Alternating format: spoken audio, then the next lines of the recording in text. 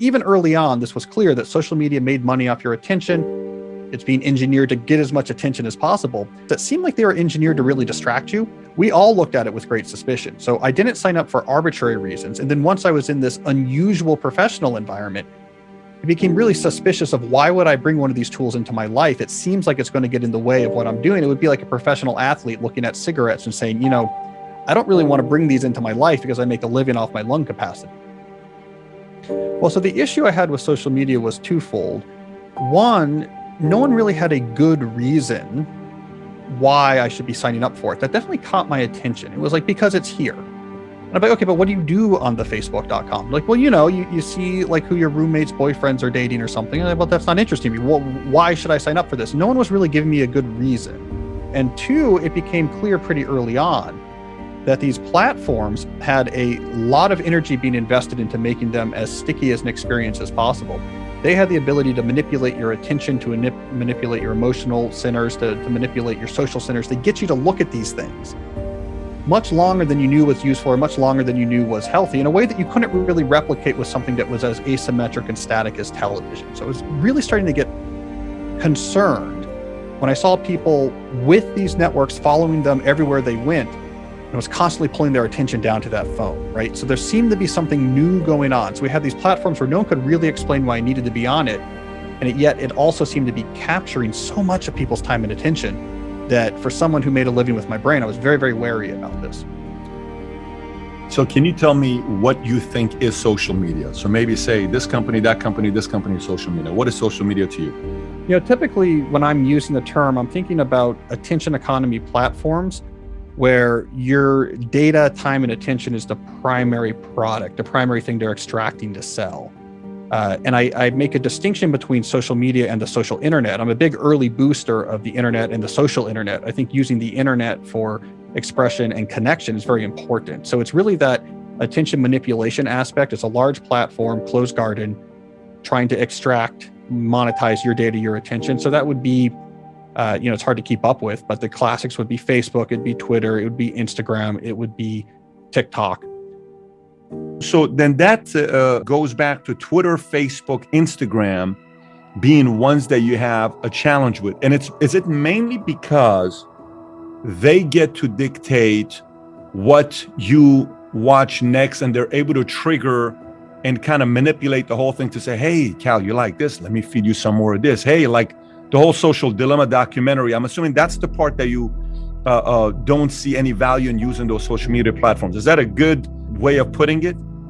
So again, the way I think about things through my digital minimalism perspective is there's not something I really value in life for which any of those platforms is a really big win. The thing I'm very wary of is I think, especially with tech, it's very dangerous to approach tech from the mindset of, could there be some value here?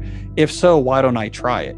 In some settings, that's okay. It's nice to explore, but because of the things you're talking about, that's a dangerous decision in the world of the social media networks, because innocently, let me just do some Instagram might end up being 7 hours a day. It might end up being, I am on this way more than I think it's useful, way more than I think is healthy. So you have to be a little bit more wary with these platforms because they are very good at grabbing your attention once they're there. So I keep coming back to, look, if there's a big win, I'll use it, but it could be interesting. You could find some new readers. There might be something interesting. That's not going to be compelling enough for me, especially when there's so many of these attention traps that have been engineered into the services. So I'm very wary.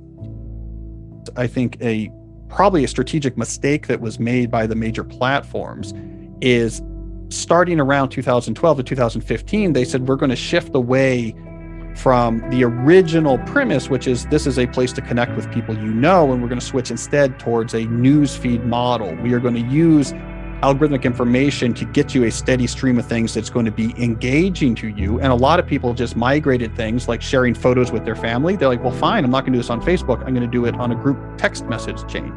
I think ultimately that's probably going to be an issue for these platforms, because if they lose their network effect advantage, if it doesn't matter to me whether or not my cousin is on Facebook because I can just send him a picture of my kids on iMessage, now Facebook's advantage, why I have to use that platform, gets way reduced. Once it becomes just a source of entertainment, it's a stream of stuff that algorithms are selecting that's engaging. It's competing with every other form of entertainment out there, a much more competitive landscape.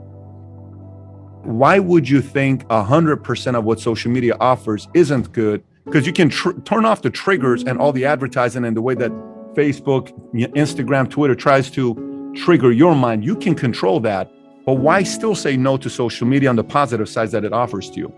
So back in 2019, I wrote a book called Digital Minimalism, where this was the question: how do you figure out the use of technology in your personal life? And the answer to that book was not, here's the good things and here's the bad things. No one should use social media. Everyone should watch movies or whatever. The philosophy that came out of that book was essentially, what's important here is working backwards from what you value, what you care about, your vision of what you want your life to be like. Once you're really set what's important to you in your life, then you can work backwards and say, what's the best way to use technology to amplify these things I care about? And I had 1,600 people go through this experiment where they got rid of all the technology, all the optional technology in their personal life, spent a month really reflecting, what do I care about? What do I want my life to be like? And then rebuilding their digital life from scratch. About 50% of them had social media as part of that answer. So to me, what's important is not what tech is good and what tech is bad. It is, are you deploying tech intentionally? Oh, here's something I care about. I'm an artist, and there's these other artists who put their works in progress on Instagram. And seeing other artists in my field's works in progress is crucial to my creative process. So yes, I use Instagram for this purpose.